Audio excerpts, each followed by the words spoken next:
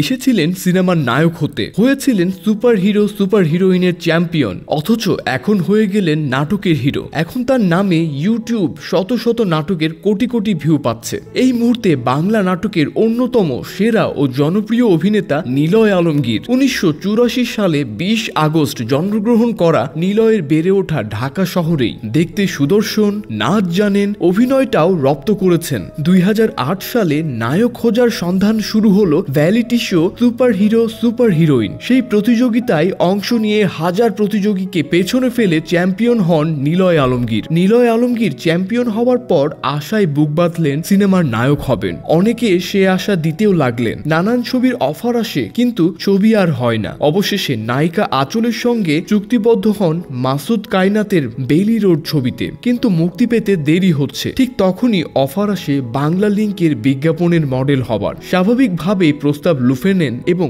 সারা দেশে পরিচিতি পেলেন। সিনেমায় আকাঙ্ক্ষিত প্রস্তাব না পেয়ে যুক্ত হলেন নাটকে। সেই সুবাদে সালাউদ্দিন লাবলুর সঙ্গে পরিচয়, অতঃপর সখ্যতা। লাবলু সোনার পাখি রূপার পাখি ধারাবাহিক নাটকে অভিনয় করে দারুণ আলোচিত হন নিলয় আলমগীর। বাংলা লিংকের বিজ্ঞাপন করতে গিয়ে মডেল ও অভিনেত্রী আনিকা কবির শখের সঙ্গে পরিচয়। দুজন মিলে সিনেমা করলেন অল্প অল্প প্রেমের গল্প। অভিনয় করতে করতেই দুজন জড়িয়ে পড়লেন প্রেমের সম্পর্কে। ক্লোজ আপ, কাছে আসার গল্প, পেন্সিলে আঁকা ভালোবাসাতেও ছিলেন তারা। কলেজ ধারাবাহিক নাটকও করেছেন। জুটি বেঁধে বহু নাটকের অভিনয়ের পর একসময় দুজনই সিদ্ধান্ত নেন বিয়ের। নিজেদের মতো করেই ঘরোয়াভাবে বিয়ে করেন তারা, কিন্তু তাদের সংসার জীবন সুখের হয়নি। বনিবনা না হওয়ায় ডিভোর্সও হয়ে যায়। করোনার পর নাটকে নিলয় আলমগীর ব্যস্ত হয়ে ওঠেন। 2021 সালে তাবাসসুম বিথির সাথে বিয়ের পর সৌভাগ্য খুলে যায় নিলয়ের। একের পর এক নাটক ইউটিউবে কোটি কোটি ভিউ হতে থাকে। অভিনেত্রী হিমির সঙ্গে গড়ে ওঠে জুটি। এই বছর এই জুটির 5টির মতো নাটক ইউটিউব ভিউয়ের সেরা তালিকায় এগিয়ে আছে। এর মধ্যে দুষ্ট শ্বশুর, মিষ্টি জামাই,